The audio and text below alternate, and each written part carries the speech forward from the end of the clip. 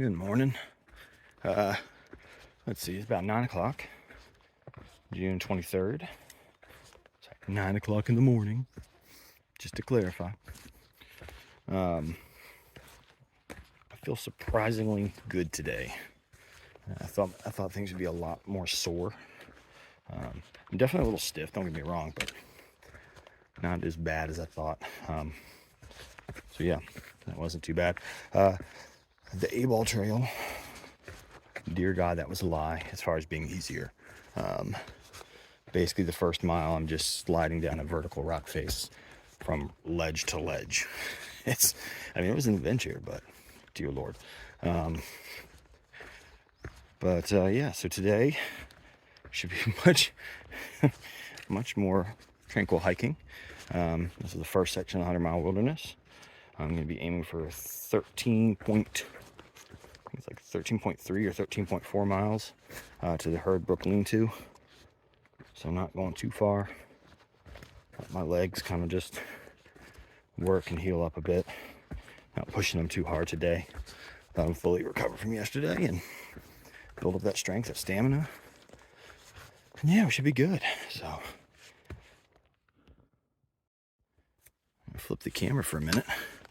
Number one, got this from a hiker called Early Riser. He did a Thru-Hike northbound a few years ago, and he always took the time to thank the blazes for being out here. And honestly, I got to do the same, because as I hope you can see, Maine woods are like something out of a movie, out of a fairy tale. I don't know. It's just different out here. So I'm feel genuinely blessed to be out here. But I'm going to focus on hiking now for a bit and try not to trip over any roots. I'll check in with y'all later. All right, so these are apparently going to be all over the wilderness. These like little log bridges. And this one's going across a little stream, which is nice. At least I get to keep my feet dry for a few more minutes.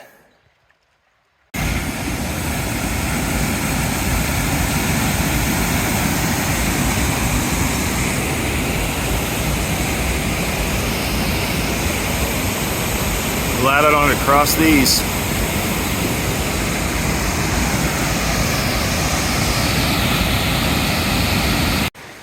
So I have been just walking alongside this river for a good while now. It's really peaceful, real nice. Every now and then when you get close to it, so you can feel like this mist, this amazing cooling mist just kind of hits you. So that's been nice. I already had to cross one stream, and I think I'm about to cross the second. Let's see. Yep. Look right over there. I spy a blaze. So, there, across that. That should be pretty easy. I can already see a couple routes. I'll check in a minute, and hopefully still be dry. Alright, so after dealing with a largely flooded trail, I made it here to A-Ball Bridge. When we got to the other side of this section of the trail, we were told that they have closed the trail that we were actively on. We ended up having to bushwhack about a mile through Maine wilderness to connect to a different trail that was slightly less flooded, because it finally got to be too dangerous to try and cross. So yeah, that was how that all went. But anyways, now you get to see the big K itself. That right there is Katahdin. The one I summited yesterday. What a monster.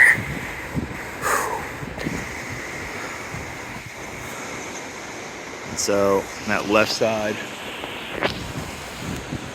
basically I went up that ridge right there, and we actually came down.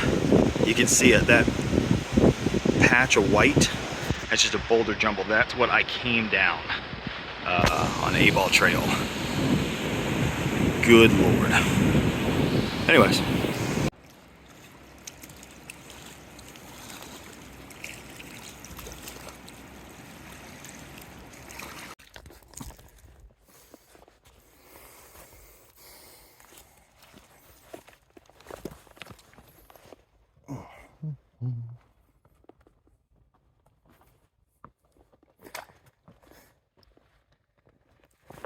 So the trail is a little muddy in places, but not too bad.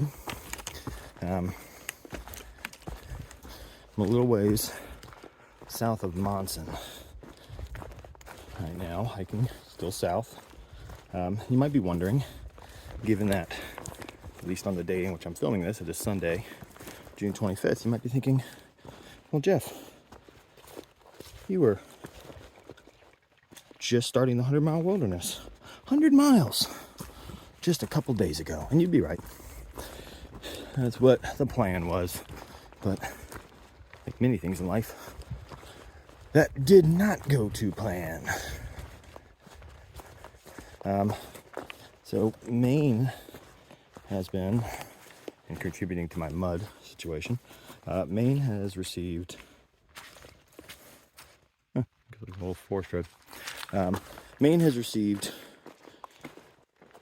apparently like record levels of rain over the last few weeks, especially I guess that week right before we got up here, and I think it was still raining basically the day I left Virginia, if I understand right. Let me make this a little bit better. There we go. And as a result, many of the lakes, streams, rivers, brooks, things that sometimes aren't even marked on the trail because they're normally so insignificant, have been flooding. You'll have seen some of that footage. I was able to get a little bit on Friday,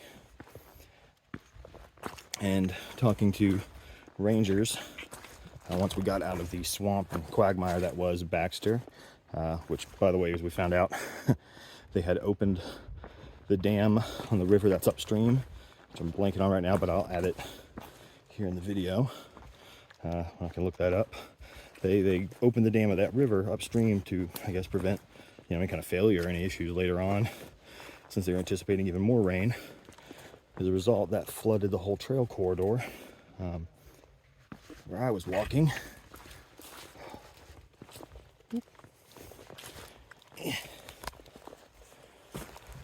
So, more in a second. All right. Now that I'm at a section where I'm no longer rock hopping for a moment, a little bit. Instead, walking down this neat little boardwalk thing. So yeah, anyway, so Maine has gotten insane volumes of rain. Several sections of the 100-mile wilderness basically just were flooded out. Rivers that normally you would ford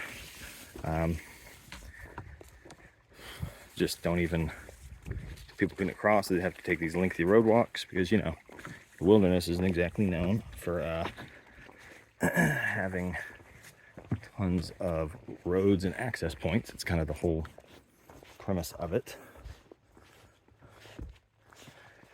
So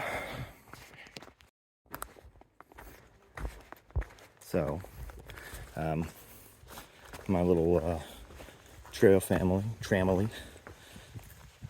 decided, after discussing at length with rangers, Maine Wilderness Guide, the folks at the hostel, northbounders, looking at the weather, everything, have an abundance of caution, or bypassing the 100 miles, which sucks as far as a way to start the hike, but that means being safer. I'm good with mountains.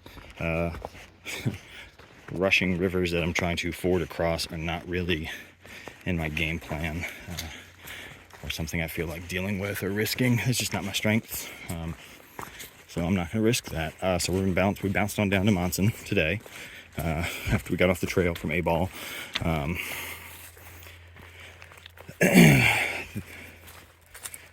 The outflow they measure, I think they said, like, normally if it's 200 cubic feet per second, cubic meters. The important number is 200 would be considered strong. Thus a challenging crossing, and it was like 2,700. Either way, it was well over 2,000. Whereas 200 would be challenging, 100 would be normal. So the outflow was problematic. The section of the trail that we did leaving Baxter on the second day, right as we're finally exiting after about a mile of basically just wading through water, because last mile of the trail was underwater for the majority of it. They basically put up signs saying, "Don't go this way." And now they're discouraging hikers from entering Baxter and going through that area that we had just gotten out of. So that was interesting.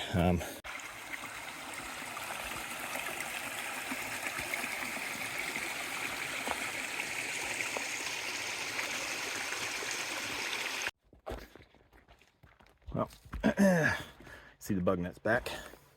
I'm near Lake Hebron. I don't know. It's a little lake. It's very beautiful. Let's see.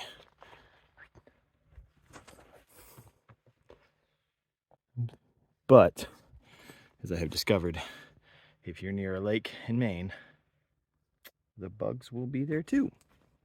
But anyways, I got a relatively, guess I almost fall, a relatively flat section. About 4 or so miles out still. A little after 4 o'clock. I mean, a late day. We got started late. Didn't get into Monson until like noon, and then only to find out that the ATC center there where we go get our hiker tags, which I do have. It's back there. It's a purple tag.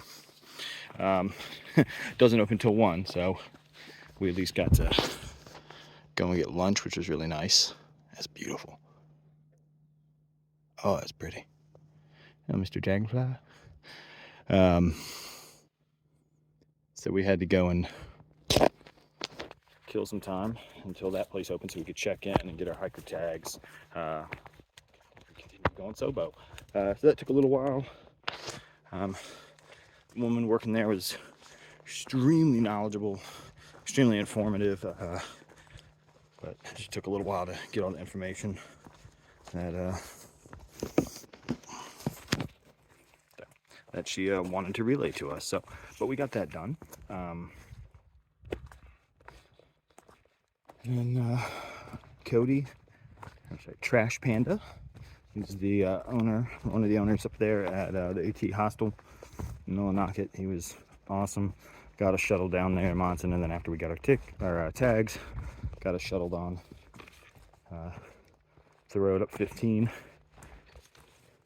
to the trailhead, and that's where I started earlier. So making fine progress. It's just because we didn't get onto the trail till a little after 2 o'clock in the afternoon.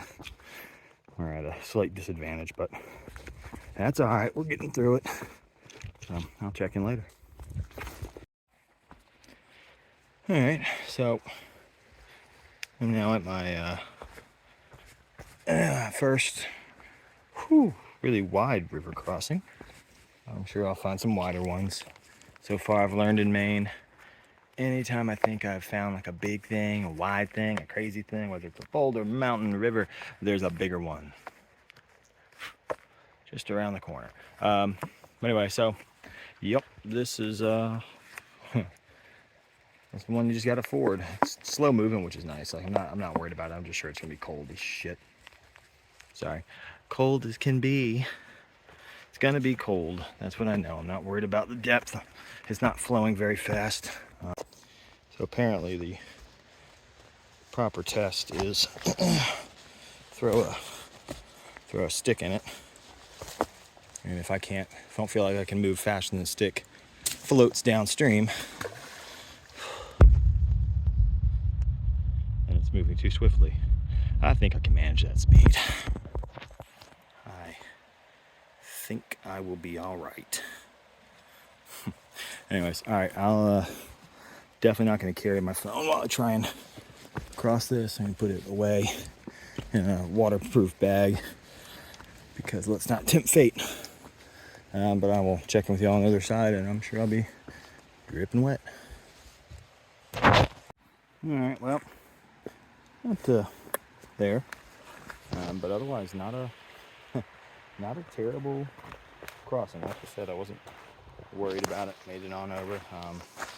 It's slow. There's just lots of rocks, kind of wide. Honestly though, today, since it's been in the 80s, that felt really refreshing, so I'm actually not really complaining about it. Yeah, so yeah. All right, I don't know, a couple more miles I think till camp. So it is, I don't know, my hand is blocking. Sorry, it is just about 6 o'clock, so I'm gonna hustle on and try and get to camp. See you later.